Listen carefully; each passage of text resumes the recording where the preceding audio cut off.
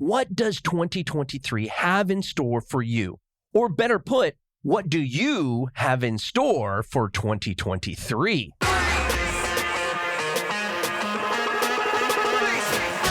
How do you grow and scale your business while avoiding entrepreneur poverty?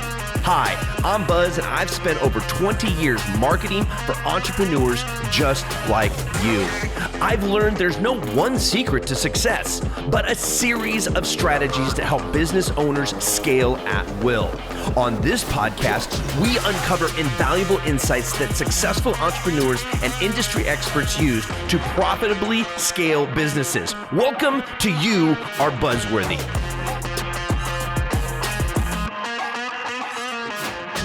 Well, here we are. The new year is upon us, and if you haven't already, it's way past time to get the ball rolling for 2023. Yes, procrastinators, you heard me. You're behind the power curve, and the year hasn't even started yet. I personally have been planning for 2023 since October and even started executing on some of my initiatives for next year. I don't say this to brag, but to bring to light something that I have become more and more conscious of lately. We don't have a lot of time. It's one of those notions that many entrepreneurs don't realize. I think it comes from our propensity to frivolously spend our time as a never-ending commodity when we were young. Maybe it's our ever-reaching gaze into the future that distorts our concept of time and how little of it we have. Or is it because we all still think we are going to live forever? My reasoning is a culmination of all three, but lately I have been changing my tune. I'm not sure how long this feeling has been coming over me, but the thought seems to be surfacing more and more lately. There is a sense of urgency, and it comes from a few different sources.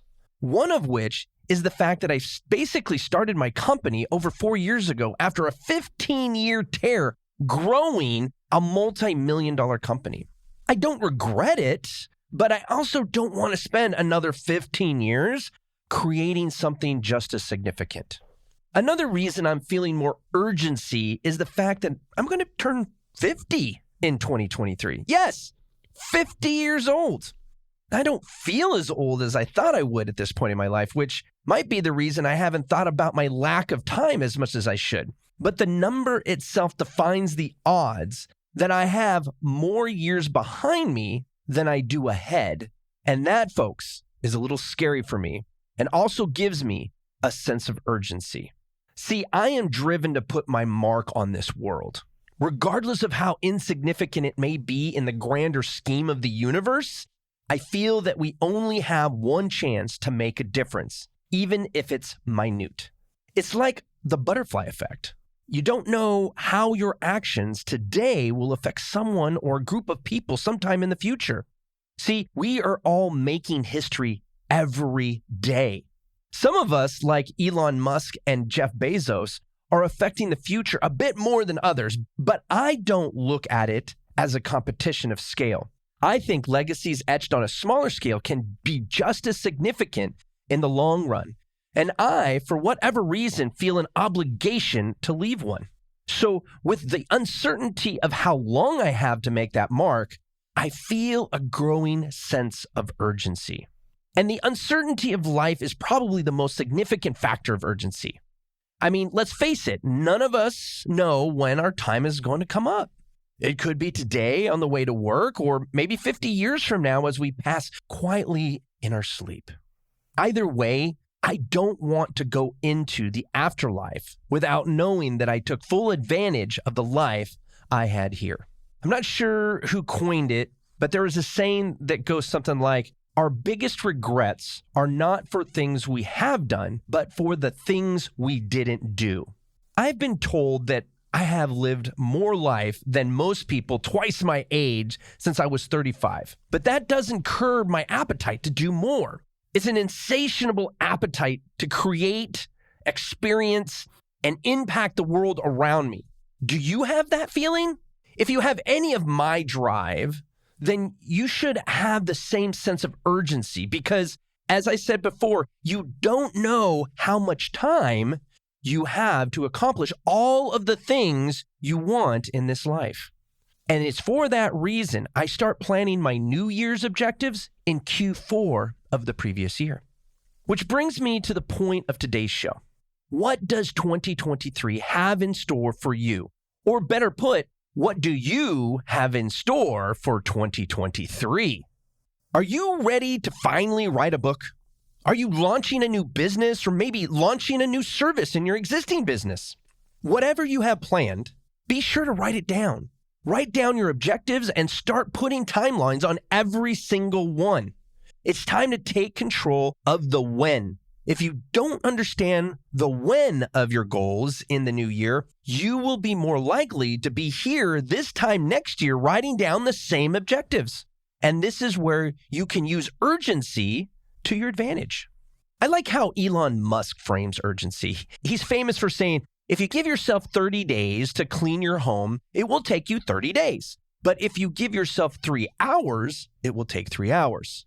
The same applies to your goals, ambitions, and potential. And I love that. In context of our 2023 plans, if we give ourselves a year to achieve our goals, we will take at least a year to reach them. So what if we were to shorten the timeline to say something like 90 days? What would your goals look like if you only gave yourself 90 days to accomplish them? You probably would have more sense of urgency and find ways to get things done much sooner than later. And if you can condense the timeline to 90 days, could you find ways to do the same in 30 days? And if you can, why not make it happen? Maybe it's time for us to stop thinking about annual goals and start focusing on monthly and quarterly goals. Yes, you have your overall annual metrics to measure in December next year, but what if you kept everything right in front of you in 90-day sprints? What kind of urgency would you have if your next set of goals were only 90 days away? I think your goals would become more pointed and meaningful, possibly even more measurable. And that's why I have been starting my annual planning in Q4 this year. And I am only planning for Q1. I haven't planned anything past Q1 so we can focus exclusively on Q1's objectives. Of course, I have a list of things I would like to accomplish over the next 12 months, but none of those things matter if I don't achieve what I set out to do in the first 3 months.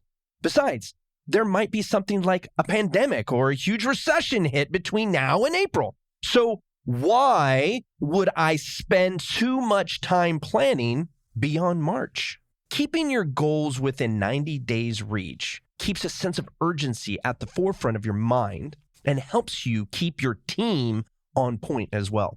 Then at the end of each quarter, assess your progress and create the next 90-day plan armed with the impact current events have on you at that exact time. This approach will give you a few advantages. The first advantage is that a condensed timeline gives less contingencies to worry about.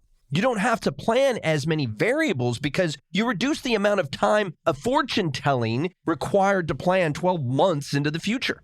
Second advantage is the reduction of time you will spend planning. With only about 60 working days to plan for, there's less to document because there is only so much you can do in 60 days. Yes, you end up planning 4 times a year, but in contrast, you actually spend less time planning because of 2 things. One, with a fully fledged out annual plan, you end up reassessing everything each quarter anyways, and in the process, you must adjust to new contingencies affecting your progress. Changing existing plans takes more time than creating new ones on the go because you have to dismantle what you already have in order to make the changes required to move forward. The third advantage is that you reduce the amount of resources you need for that year. Let's say you have a new program you want to launch. Your first goal is to figure out if the program is even viable to bring to market, right? So the first goal is really to figure out if you should launch the program rather than how. So you set a goal to figure out if the program is viable in the next 90 days.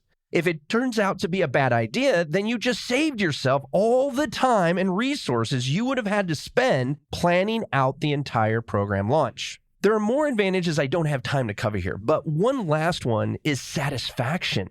Recently, I read a book, Atomic Habits by James Clear. In the book, James talks about immediate gratification. He says we are in a society predicated on delayed gratification when our frontal cortex is hardwired for immediate gratification. One of the processes he shares is creating immediate gratification by creating rewards for immediate action. If we apply this to setting goals, 90 days is less than a quarter of the time as 365, right? So if you pause to celebrate your wins every 90 days, the entire team gets stimulated on a more frequent basis and therefore will be more engaged, more productive, and more likely to stay with you. Now, I know some of you have heard of 90-day sprints in project management before, and yes, I am borrowing from that concept. But I am not saying to utilize 90-day sprints to segment the efforts of a larger plan or annual goal. Instead, I'm challenging you to pop up your head at the beginning of the year, point yourself in the general direction of where you want to go, and then look back down and see where you're standing. From there, look just past where you are and make a plan to get there in the next 90 days. 90 days from now, look just ahead of where you are then and make a new plan for the following 90 days. At no point do I want you to pop your head up and look at the horizon until December 1 of next year. At that time, take note of where you are, pick a new point if needed, but then back to wrapping up Q4 and staying focused on the road immediately ahead of you. If you have already laid out your plans for 2023, congratulations. Now I want you to put a pin in anything you have planned past Q2 and solely focus on Q1. At the end of March, I challenge you not to pick up your Q2 plans and instead make plans from where you see yourself heading at that point. See what you come up with. Then compare it to what you already documented and see the differences. I bet you dollars to donuts that your new Q2 plan more accurately represents what your next thing is better than the tarot cards used to create the annual plan. So let's look into 2023 with a sense of urgency. Let's stay focused on the road immediately ahead of us and navigate the year as it comes. If the last few years are any indication of how volatile a time we live in is, I feel we who are taking life 90 days at a time will be much better off than those investing their time focused on the horizon.